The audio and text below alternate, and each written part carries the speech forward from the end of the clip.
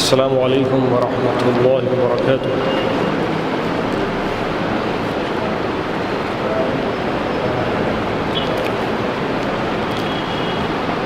الحمد للہ رب العالمین والصلاة والسلام على سید المرسلین وعلى آلہ واصحابہ اجمعین۔ اما بعد فاعوذ باللہ من الشیطان الرجیم، بسم اللہ الرحمن الرحیم۔ وقال لهم نبيهم إن آية ملكه أن يأتيكم التابوت فيه سكينة من ربكم وبقية مما ترك آل موسى وآل هارون تحمله الملائكة إن في ذلك لآية لكم إن كنتم تعلمون۔ صدق اللہ العظیم۔ تمام تعریف حمد و ستائش اللہ رب العزت کے لیے سزاوار ہے۔ وہی اس کائنات کا خالق و مالک پروردگار اور حاکم ہے، وہی رب العالمین ہے۔ اسی نے اس کائنات کو برپا کیا، وہی اپنی مخلوقات کو رزق پہنچاتا ہے، وہی موت و حیات کا مالک ہے، تقدیروں کا مالک ہے، اور تمام جن و انس کا وہ خالق و مالک ہے، پروردگار ہے۔ ہم گواہی دیتے ہیں کہ وہی عبادت کے لائق ہے، اس کے سوا کوئی عبادت کے لائق نہیں۔ درود و سلام ہو حضرت محمد مصطفیٰ احمد مجتبیٰ خاتم الانبیاء رسول اللہ صلی اللہ علیہ وسلم پر۔ قرآن مجید میں پچھلی اقوام کے مختلف واقعات کو اللہ تعالیٰ نے بیان کیا ہے۔ انہی واقعات میں بنی اسرائیل کا ایک واقعہ اس آیت کے ذیل میں ہم کو ملتا ہے، جو آیت میں نے ابھی آپ کے سامنے پڑھی ہے، جس میں اللہ تعالیٰ نے فرمایا کہ وَقَالَ لَهُمْ نَبِيُّهُمْ إِنَّ آيَةَ مُلْكِهِ أَن يَأْتِيَكُمُ التَّابُوتُ فِيهِ سَكِينَةٌ مِّن رَّبِّكُمْ۔ ان لوگوں سے ان کے نبی نے کہا کہ اس شخص کی بادشاہت کی دلیل یا علامت یہ ہے کہ اس کے پاس وہ صندوق آ جائے گا جس کو اللہ تعالیٰ نے خاص طور سے محفوظ رکھا ہے۔ فیہ سکینۃ من ربکم، اس میں اللہ تعالیٰ کی طرف سے تمہارے لیے سکینہ ہے۔ وبقیۃ مما ترک آل موسیٰ وآل ہارون، اور اس صندوق کے اندر موسیٰ علیہ السلام اور ہارون علیہ السلام کے چھوڑے ہوئے کچھ چیزیں ہیں جو انہوں نے چھوڑا تھا۔ موسیٰ علیہ السلام اور ہارون علیہ السلام نے جو چیزیں چھوڑی تھیں وہ چیزیں اس تابوت کے اندر ہیں۔ تحملہ الملائکہ، اور اس صندوق کو فرشتے اٹھائے ہوئے ہیں۔ ان فی ذلک لآیۃ لکم ان کنتم تعلمون، اس میں تمہارے رب کی نشانیاں ہیں اگر تم جانتے۔ اس صندوق کے بارے میں تاریخ میں یہ باتیں مشہور ہیں کہ اس کو تابوت سکینہ کہا جاتا تھا۔ اس کی بہت زیادہ تفصیل میں فی الحال ہم کو جانا نہیں ہے، اس سے کچھ خاص نتائج اخذ کرنے ہیں، اور ان نتائج کے لیے ضروری معلوم ہوا کہ اس آیت کو دلیل کے طور پر پیش کیا جائے۔ تابوت سکینہ ایک ایسا صندوق تھا جس میں پیغمبروں کے چھوڑے ہوئے آثار محفوظ تھے۔ اس کی تفصیلات تاریخ کی کتابوں میں ہم کو ملتی ہیں۔ مختصر بات یہ ہے کہ مما ترک آل موسیٰ وآل ہارون، موسیٰ علیہ السلام اور ان کے ماننے والے، ہارون علیہ السلام اور ان کے ماننے والوں کی چھوڑی ہوئی چند چیزیں تبرکاً اس صندوق کے اندر موجود تھیں۔ اور وہ صندوق بنی اسرائیل کے پاس جب آ گیا تو اللہ تعالیٰ نے اس کی برکت سے ان کے اوپر سکینت نازل فرمائی، ان کو سکون اور اطمینان نصیب ہو گیا۔ اور یہ واقعہ اس وقت کا ہے جب کہ بنی اسرائیل کو جہاد کا حکم دیا گیا تھا۔ جہاد فی سبیل اللہ، اللہ کے راستے میں نکلو اور دشمن خدا اور دشمن رسول سے جہاد کرو۔ تو بنی اسرائیل کے جہاد کے واقعات، موسیٰ علیہ السلام کے ساتھ انہوں نے جو جہاد کیا اور موسیٰ علیہ السلام نے جب ان کو جہاد کے لیے بلایا تو اس کے واقعات ہم کو جگہ جگہ قرآن مجید میں ملتے ہیں. لیکن اس میں جب تابوت سکینہ اور موسیٰ علیہ السلام اور ہارون علیہ السلام کی چھوڑی ہوئی چیزوں کا جب ذکر ہے تو اس سے یہ بات معلوم ہوتی ہے کہ یہ واقعہ موسیٰ علیہ السلام کے زمانے کے بعد کا ہے. غرض یہ کہ بنی اسرائیل کو بھی جہاد کرنے کا حکم تھا اور موسیٰ علیہ السلام کے زمانے میں بھی ان کو حکم دیا گیا تھا کہ وہ جہاد کریں، لیکن انہوں نے جہاد کرنے سے انکار کیا اور موسیٰ علیہ السلام سے کہا کہ وہ جو سامنے کی قوم ہے بڑی طاقتور ہے، ہمارے اندر اتنی طاقت و قوت ہے نہ ہمارے اندر ہمت ہے کہ ہم اس سے مقابلہ کریں، اس لیے اے موسیٰ آپ اور آپ کے اللہ میاں جا کے لڑ لیجئے، ہم تو یہیں بیٹھے رہیں گے. نتیجہ یہ ہوا کہ اس ملک کو اللہ تعالیٰ نے ان کے اوپر 40 سال تک حرام کر دیا اور ان کو وادی تیہ میں سر مارتے پھرنے کا حکم دیا گیا. اب یہ موسیٰ علیہ السلام ان کے ساتھ ہیں، لیکن وہ ملک جس کے اندر جانے کے لیے جہاد کرنے کے لیے حکم دیا گیا تھا تو بنی اسرائیل جہاد کرنے سے انکار کر بیٹھے. نتیجہ یہ ہوا کہ اللہ تعالیٰ نے اس میں داخلہ ان پر منع کر دیا، اس میں ایڈمیشن نہیں ہو سکا، ان کا داخل نہیں ہو سکے، جہاد بھی نہیں کیا اور پھر اپنے گھروں کو بھی واپس نہیں لوٹ سکے. اللہ تعالیٰ نے 40 سال تک کہ ان کو میدان میں ہی رہنے کا حکم دیا اور 40 سال تک میدان میں رہے. اسی زمانے کا وہ واقعہ ہے کہ ان کے اوپر ابر کا سایہ رہا کرتا تھا، منو سلوا ان کے اوپر نازل ہوا کرتا تھا. اس کی بڑی تفصیلات ہیں، چونکہ موسیٰ علیہ السلام جیسے جلیل القدر پیغمبر ان کے ساتھ موجود تھے، اس لیے ان کے اوپر اللہ تعالیٰ کے اس عذاب کی شکل میں بھی رحمتیں اور خاص عنایتیں ہوتی رہیں. عذاب اس طرح سے کہ نہ ملک کے اندر داخل ہو سکتے نہ اپنے گھر واپس جا سکتے، میدان میں رہنا ہے رات اور دن. اور عنایتیں اس طرح سے کہ میدان میں رہنے کے دوران میں دھوپ سے بچنے کے لیے ابر کا سایہ ان کے اوپر کر دیا گیا اور کھانے پینے کے لیے آسمان سے منو سلوا ان کے اوپر نازل کیا گیا. پھر روایتوں میں یہ بات بھی شامل ہے کہ ان کے بدن کے جو کپڑے تھے وہ بھی ان کے بدن کے حساب سے بڑھتے جاتے تھے، چونکہ جو بچے چھوٹے ہیں وہ بڑے ہوتے جائیں گے. اب جب میدان میں ہیں، گھروں کو جا نہیں سکتے تو پھر کپڑے کہاں سے پہنیں گے، اس لیے جو لباس ان کے بدن پر تھا وہ ان کے جسامت کے ساتھ ساتھ بڑھتا رہتا تھا.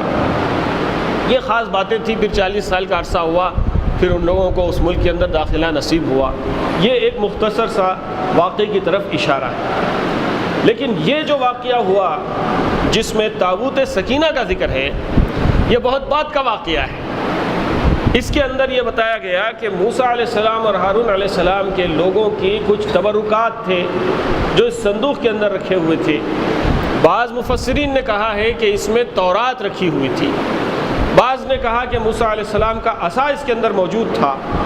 عصا کے معجزات تو آپ جانتے ہیں کہ کتنے معجزات عصا کے ذریعے سے موسیٰ علیہ السلام کو اللہ تعالیٰ نے عطا کیے تھے. تو وہ عصا بھی اس کے اندر موجود تھا اور بھی بہت ساری چیزیں تھیں. اس کی تفصیلات مختلف روایتوں میں مختلف آئی. قرآن مجید یہ کہتا ہے کہ فیہ سکینۃ من ربکم، اس تابوت سکینہ سے تمہارے اوپر سکینت نازل کی گئی تمہارے رب کی طرف سے. اس کا بیک گراؤنڈ یہ ہے کہ بنی اسرائیل بڑے ظلم و ستم کا شکار ہو رہے تھے. ظالموں نے ان کو ان کے گھروں سے نکال دیا تھا. جالوت نامی ایک بادشاہ تھا، وہ بنی اسرائیل کے اوپر ظلم و ستم کیا کرتا تھا اور جالوت نے بنی اسرائیل کو گھروں سے نکال دیا تھا. جیسے فسادات ہوتے ہیں، مار پیٹ ہوتی ہے، لوگ اپنے گھروں کو چھوڑ کے باہر نکلنے پر مجبور ہو جاتے ہیں، بستیوں سے ان کو نکال دیا جاتا ہے، وطن سے بے دخل کر دیا جاتا ہے. ایسے ہی حالات سے بنی اسرائیل دو چار تھے. تو بنی اسرائیل کو حکم دیا گیا اور ان کی آرزو اور تمنا بھی ہوا کرتی تھی کہ ہمارے ساتھ کوئی بادشاہ ہو، کوئی لیڈر ہو، کوئی قائد ہو جو جالوت سے جہاد کر سکے اور ہم لڑ کے اپنے وطن میں واپس جائیں، اپنے گھروں کو واپس جائیں. یہ ان کی آرزو رہا کرتی تھی. چنانچہ ان کی آرزو اور دعا کے نتیجے میں اللہ تعالیٰ نے ایک شخص کو ان کا بادشاہ بنا دیا جس کا نام طالوت تھا. جالوت سے مقابلے کے لیے طالوت کو بادشاہ بنا دیا گیا اور بادشاہ بنا کر طالوت کو ان لوگوں کے پاس بھیجا گیا. تو لوگوں نے کہا کہ بھئی یہ کیسا بادشاہ ہو سکتا ہے, یہ تو ایک عام آدمی ہے, غریب آدمی ہے. ہمارے پاس جو بادشاہ ہوتے ہیں وہ پیسے والے امیر لوگ ہوتے ہیں, بڑے گھرانے کے لوگ ہوتے ہیں. یہ تو ایک معمولی قسم کا آدمی ہے, اس کو ہم کیسے بادشاہ تسلیم کریں؟ اس کی بادشاہت کی دلیل کے طور پر اللہ تعالیٰ نے وہ صندوق فرشتوں کے ذریعے سے طالوت کے پاس بھیج دیا, اور طالوت نے اپنے بادشاہ مقرر کیے جانے کی دلیل کے طور پر بنی اسرائیل کے سامنے یہ تابوت سکینہ پیش کیا اور کہا کہ دیکھو, اگر تم مجھ کو اللہ کی طرف سے مقرر کردہ بادشاہ نہیں مانتے تو یہ تابوت سکینہ ہے جس کے اندر موسیٰ علیہ السلام اور ہارون علیہ السلام کے تبرکات ہیں, اور یہ میں تمہارے سامنے پیش کر رہا ہوں دلیل کے طور پر. یہ جب تمہارے پاس آ جاتے ہیں تو پھر تمہارے اوپر سکینت نازل ہوتی ہے اور تم آسانی کے ساتھ اللہ کے راستے میں جہاد کر سکتے ہو. اب مجھ کو بادشاہ بنا دیا گیا, تمہاری آرزو تھی کہ بادشاہ ہو تو ہم جہاد کریں گے, بادشاہ آ گیا, اور اللہ تعالیٰ جہاد کا ہم کو حکم دیں گے تو ہم بھی جہاد کریں گے, جہاد کا حکم آ گیا. جہاد کے لیے جو سکینت کی ضرورت تھی وہ تابوت سکینہ کی شکل میں تمہارے پاس آ گیا, اس لیے اب تم نکلو اللہ کے راستے میں اور جہاد کرو.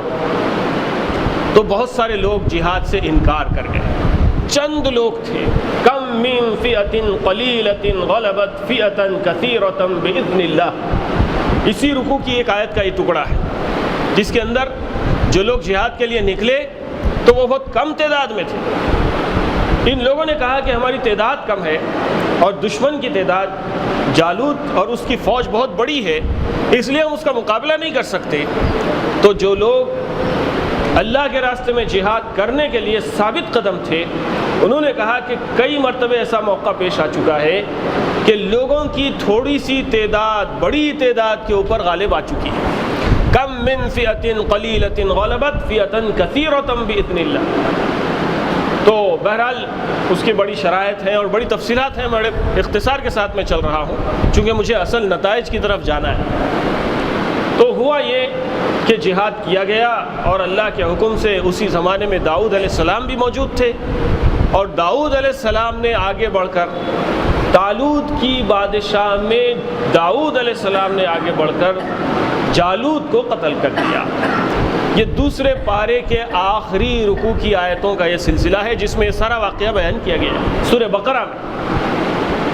اس میں سے جو چیز ہم کو فی الحال لینا ہے وہ یہ ہے کہ ایک صندوق جس کے اندر موسیٰ علیہ السلام ہارون علیہ السلام کی چھوڑی ہوئی نشانیاں اور تبرکات موجود تھے, اس کے برکت سے اللہ تعالیٰ نے ان لوگوں کو جہاد میں فتح و نصرت عطا فرما دی تھی. یہ ایک ایسا نتیجہ ہے جس کو لے کر یہ ثابت کیا جا سکتا ہے کہ پیغمبروں کی چھوڑی ہوئی چیزیں بابرکت ہوا کرتی ہیں, جس کو ہم آثار کہتے ہیں. پیغمبروں کے آثار, نشانیاں, ہر وہ چیز جس سے کوئی پیغمبر وابستہ ہوتا ہے وہ چیز اس پیغمبر کی نشانی بن جاتی ہے, اور اسی نشانی کو ہم آثار کہتے ہیں. کسی ملک میں کوئی بادشاہ ہوتے ہیں, حکمراں ہوتے ہیں, اپنے اپنے زمانے کی تعمیرات, محلات اور قلعے اور بڑی بڑی چیزیں تعمیر کر دیتے ہیں, اور بعد کے آنے والی نسلیں ان کو ان تعمیرات کی وجہ سے یاد رکھتی ہیں. کسی نے تاج محل بنا دیا تو لوگوں کو معلوم ہے کہ یہ شاہ جہاں کی نشانی ہے. کسی نے مکہ مسجد یا جامع مسجد بنا دی تو ان کو معلوم ہے کہ اس دور کے بادشاہوں کی نشانی ہے. چار مینار بنا دیا, اس زمانے کے بادشاہوں کی نشانی ہے. کوئی قلعہ بنا دیا, اس زمانے کے بادشاہوں کی نشانی ہے. اسی طرح کہیں پر کسی پیغمبر سے وابستہ کوئی چیز, کسی اللہ والے سے وابستہ کوئی چیز ہوتی ہے تو وہ ان کی نشانی کے طور پر دنیا میں ایک زمانے تک, جب تک اللہ اس کو قائم رکھنا چاہے, وہ قائم رہتی ہے. ایسی بہت ساری چیزوں کا ذکر ہم کو نبی کریم صلی اللہ علیہ وسلم کی حیات طیبہ میں بھی ملتا ہے اور دیگر پیغمبروں کی حیات طیبہ میں بھی ملتا ہے. چونکہ پہلے جو پیغمبر گزر چکے ہیں ان کا زمانہ بہت پرانا ہو چکا, اس لیے ان کے بہت سے آثار ایک زمانے تک رہے, پھر اللہ کے حکمت کی وجہ سے, اللہ کی تقدیر کے فیصلے کی وجہ سے وہ ساری چیزیں ختم ہو چکی. لیکن جن نشانیوں کو اللہ تعالیٰ نے باقی رکھا وہ آج بھی ہیں. جس میں سب سے بڑی نشانی بیت اللہ ہے، کعبۃ اللہ، یہ اللہ کا گھر۔ ان اول بیت وضع للناس للذی ببکۃ مبارکا وہدی للعالمین فیہ آیات بینات ومقام ابراہیم۔ یہ اللہ کا گھر جس کو مکہ یا قرآن مجید نے بکہ کے نام سے یاد کیا ہے، یہ اللہ تعالیٰ کی بڑی نشانی، اور وہ سب سے پہلا گھر ہے جس کو اللہ تعالیٰ نے اپنی عبادت کے لیے مرکز بنا کر انسانیت کو دیا۔ لیکن اس کے باوجود یہ مکہ، یہ کعبہ زمانے کے الٹ پھیر اور تغیرات کی وجہ سے کئی مرتبے ختم ہوتا رہا، بنتا رہا۔ سب سے پہلے اس کو جبریل علیہ السلام نے بنایا، آدم علیہ السلام نے بنایا، پھر یہ ختم ہو گیا، اس کی نشانیاں مٹ گئی۔ پھر ابراہیم علیہ السلام کے ذریعے سے اس کو بنوایا گیا، پھر ابراہیم علیہ السلام کے زمانے سے حضور نبی کریم صلی اللہ علیہ وسلم کے زمانے تک کئی بار اس کے اندر تبدیلیاں ہوتی رہی۔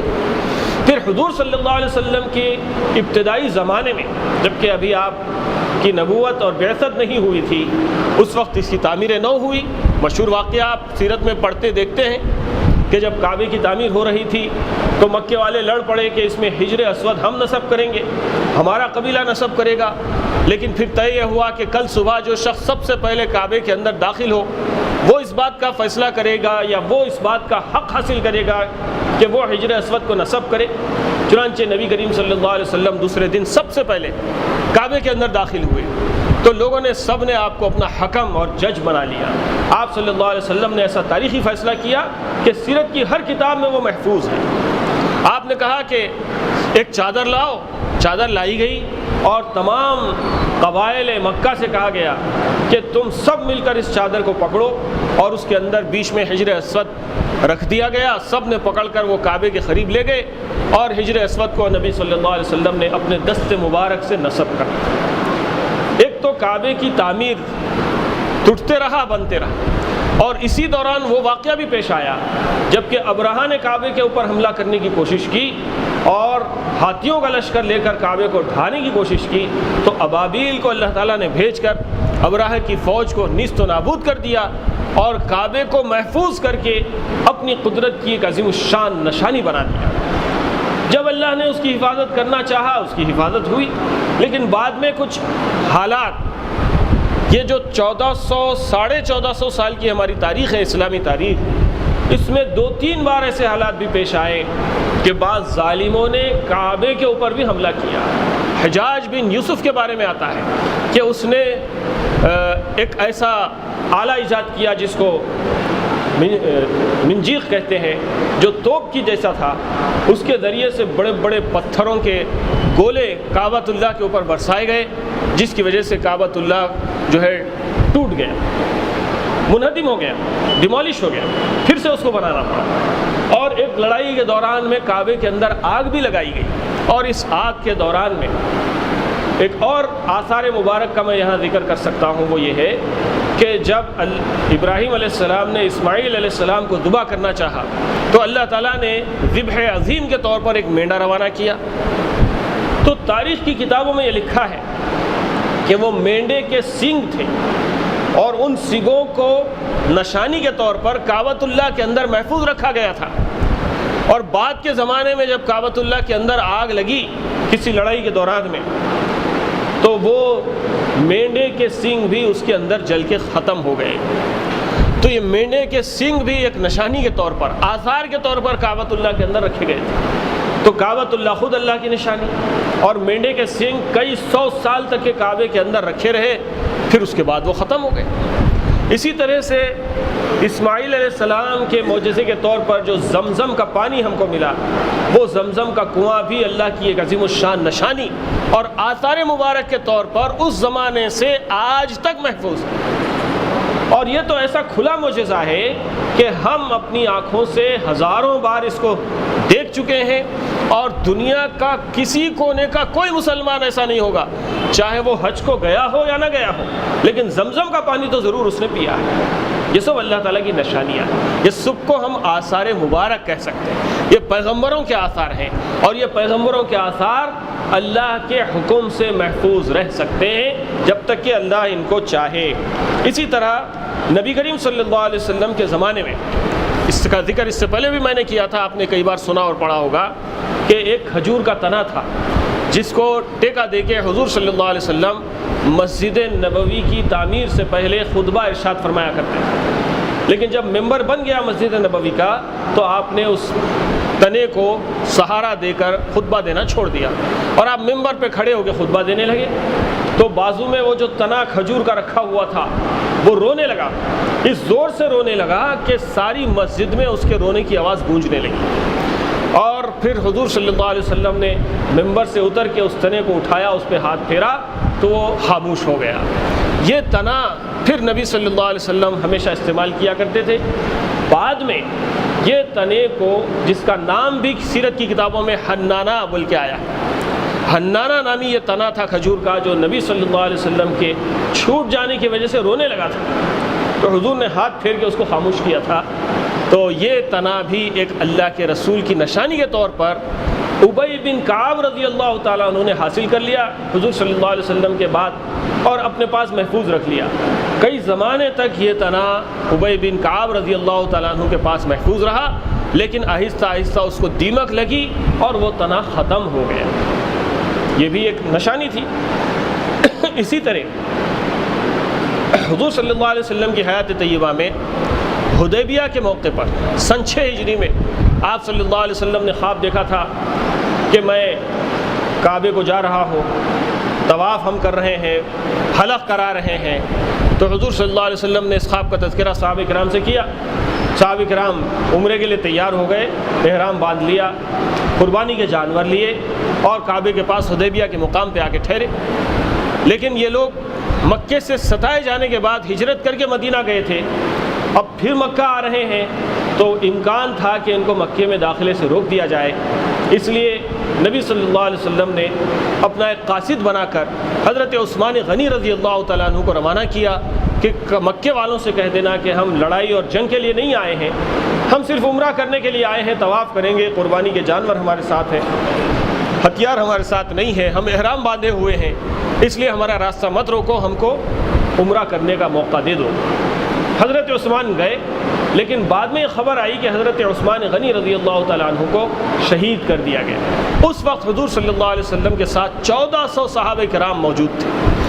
اللہ کے رسول کو جب یہ پتہ چلا کہ حضرت عثمان کو شہید کر دیا گیا ہے، تو آپ نے حضرت عثمان کے قصاص لینے کے لیے اپنا ہاتھ اس طرح سے رکھا، اس کے اوپر اپنا دوسرا ہاتھ رکھا اور کہا کہ یہ میرا ہاتھ ہے، یہ عثمان کا ہاتھ ہے۔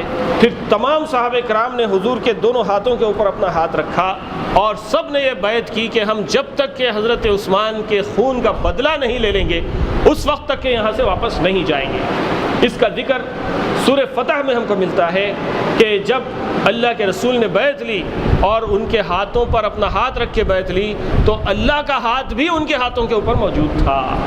یہ کوئی معمولی بات نہیں تھی، اور یہ سارا واقعہ ایک درخت کے نیچے ہو رہا تھا۔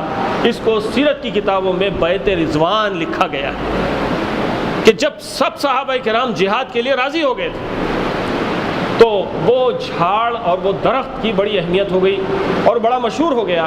نبی کریم صلی اللہ علیہ وسلم کے زمانے کے بعد اس درخت کے نیچے لوگ آ کر جمع ہونے لگے اور نمازیں پڑھنے لگے۔ حضرت عمر رضی اللہ تعالیٰ عنہ کی خلافت کا دور تھا۔ حضرت عمر کو پتہ چلا کہ یہاں شجر رضوان کے پاس لوگ آ کے نمازیں پڑھ رہے ہیں اور پھر اس کی اہمیت بڑھ رہی ہے، تو حضرت عمر رضی اللہ تعالیٰ عنہ نے کہا کہ اس درخت کو کاٹ دیا جائے۔ چنانچہ آپ نے اپنے دور خلافت میں اس درخت کو کاٹ دیا۔ یہ درخت بھی آثار مبارک کے طور پر تھا۔ اسی طرح بہت ساری چیزیں، خود حجر اسود کے بارے میں آتا ہے کہ حضور صلی اللہ علیہ وسلم جب طواف کرتے تھے تو حجر اسود کو بوسہ لیتے تھے۔ حضور کی یہ سنت ہے اور تمام حاجی اور عمرہ کرنے والے لوگ بھی یہ عمل ادا کرتے ہیں، استلام کرتے ہیں یا بوسہ لیتے ہیں۔